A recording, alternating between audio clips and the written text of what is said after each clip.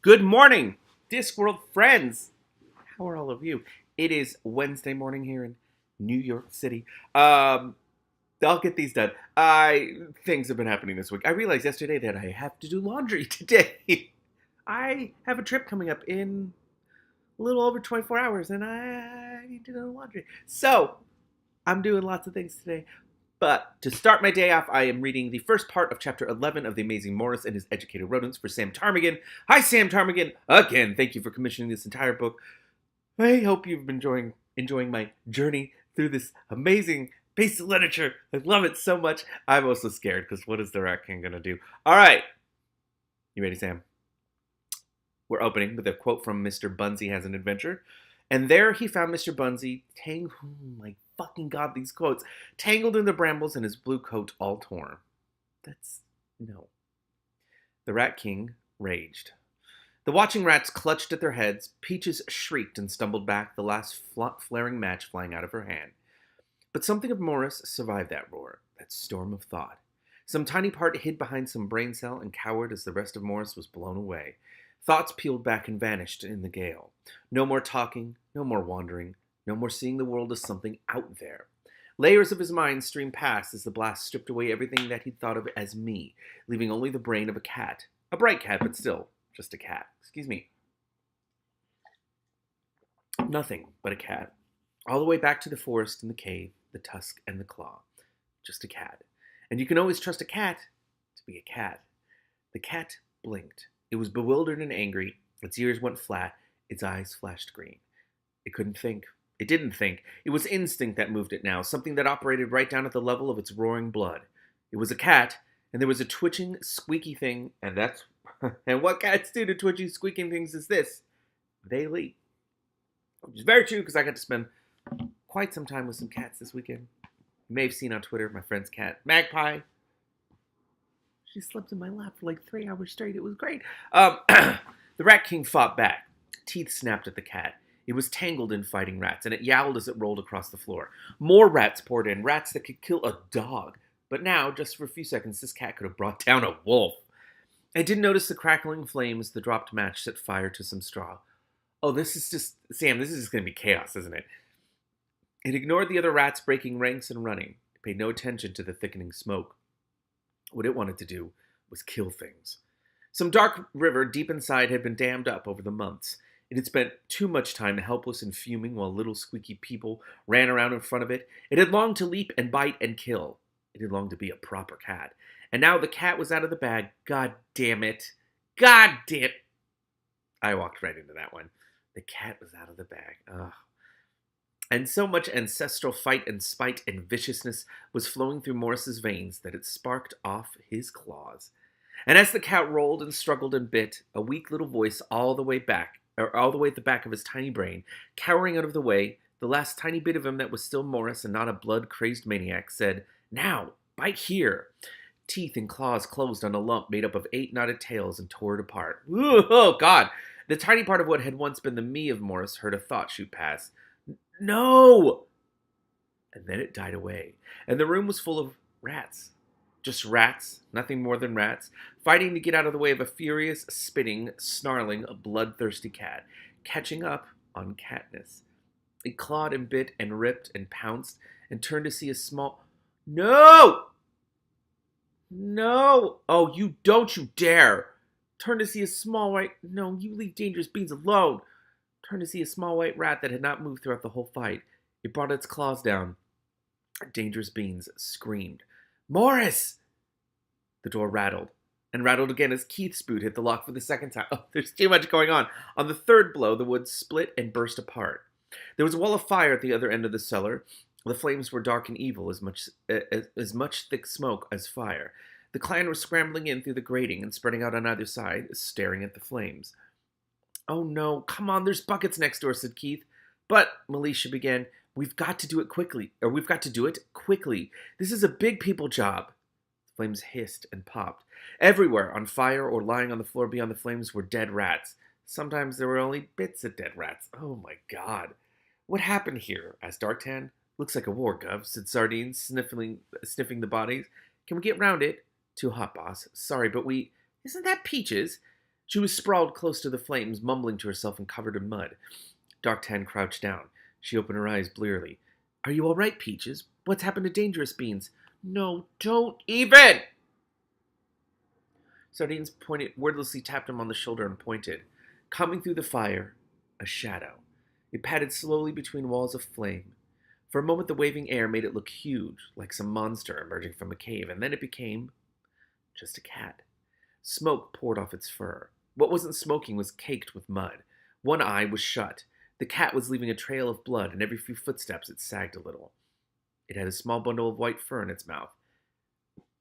How? I need to know. Sam, I need to know. It reached Darktan and continued past without a glance. It was growling all the time, under its breath.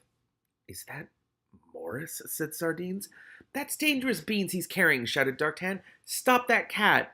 But Maurice had stopped himself, or by himself, turned, laying down with his paws in front of him, and looked blearily at the rats. Then he gently dropped the bundle to the floor. He prodded it once or twice to see if it would move. He blinked slowly when it didn't move. He looked puzzled in a kind of slow-motion way. He opened his mouth to yawn, and smoke came out.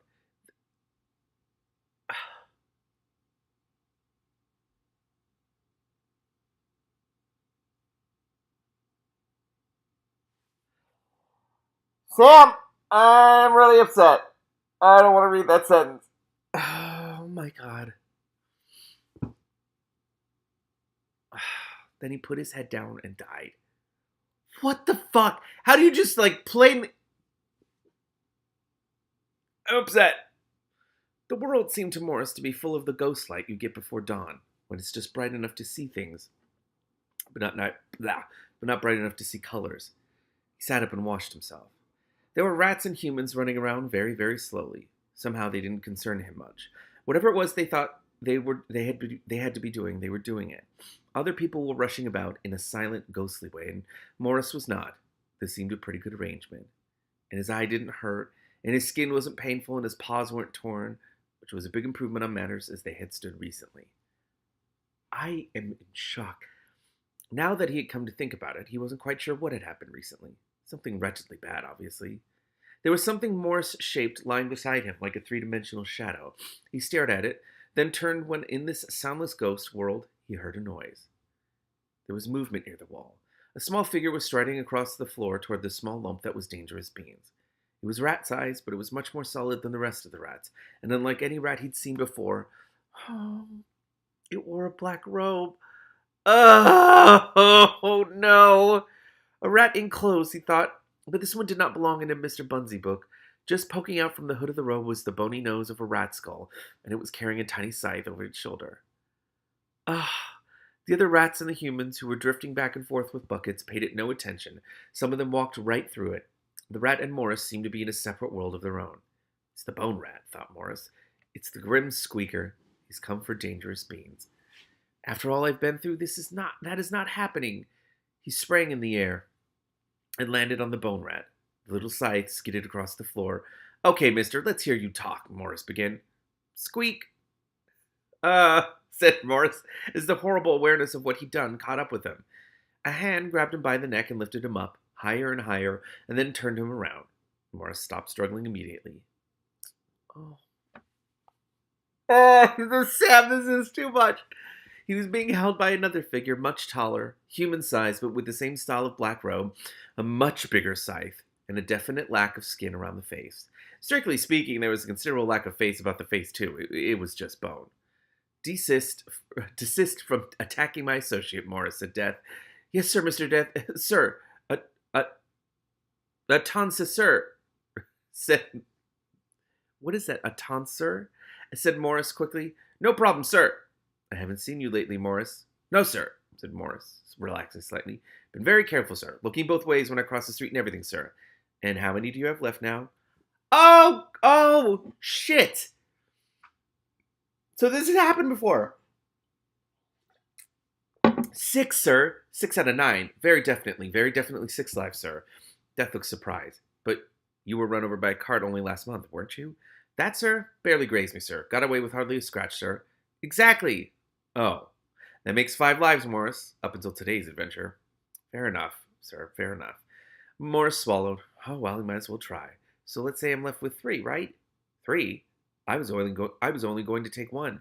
You can't lose more than 1 life at a time, even if you're a cat. That leaves you with 4, Morris. And I say take 2, sir, said Morris urgently. 2, and call it quits? Death and Morris looked down at the faint, shadowy outline of Dangerous Beans. Is he going to give one of his lives to Dangerous Beans? Ugh!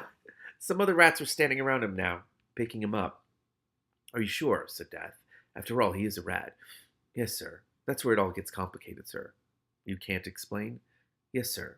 Don't know why, sir. Everything's been a bit odd lately, sir. That is very uncat-like of you, Morris. I'm amazed.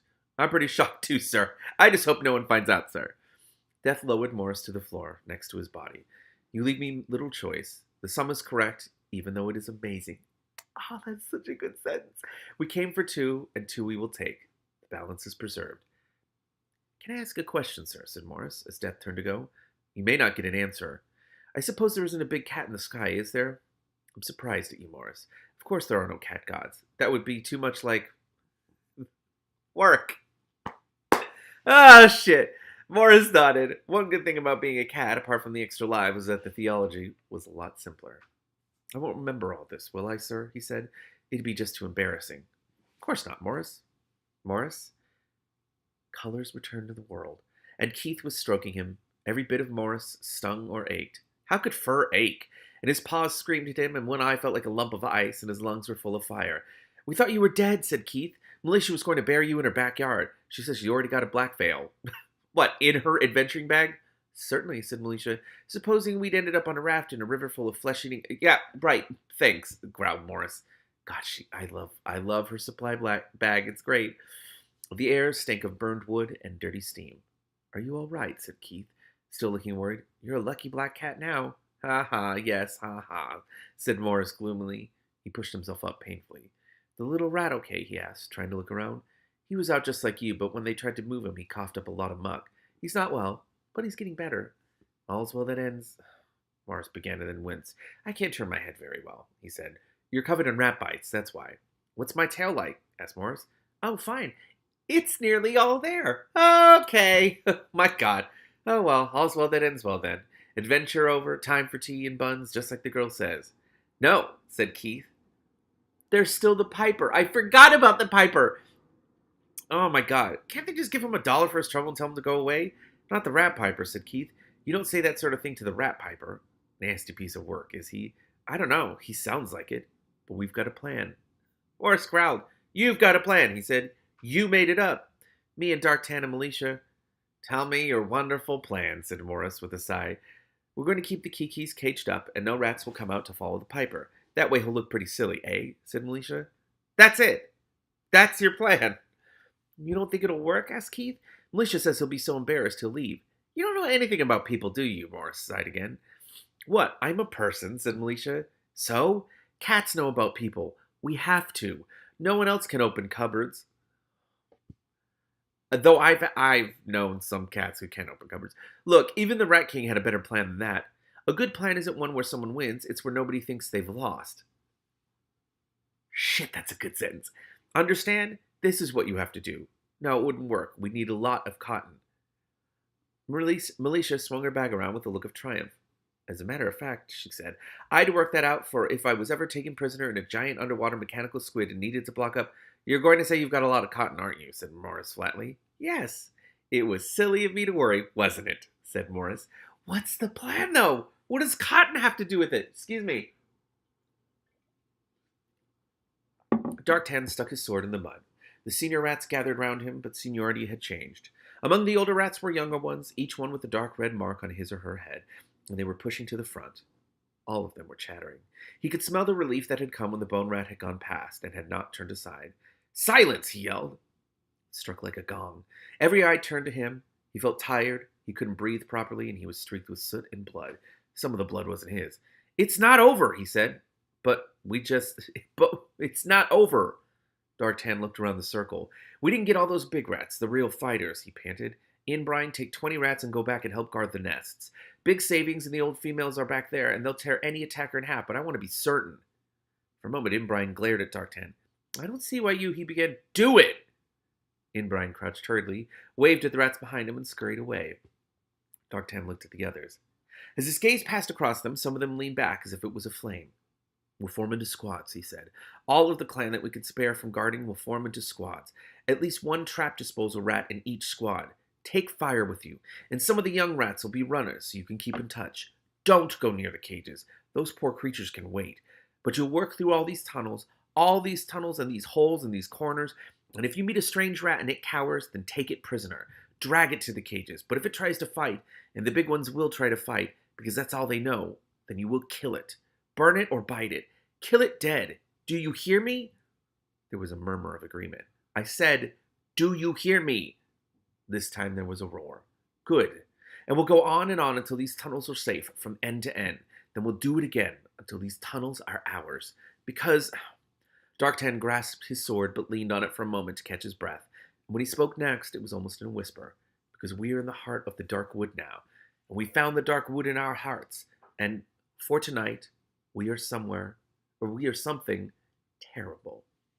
He took another breath, and his next words were heard only by the rats closest to him. And we have nowhere else to go.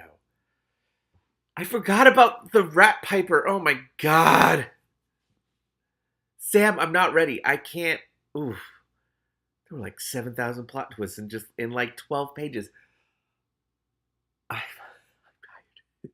I'm tired already because it's so much. Oh, that was so good. I have lots of things I want to say. Good things too. Sam, Tarmigan, thank you very much. I will see you next week to read more of this book.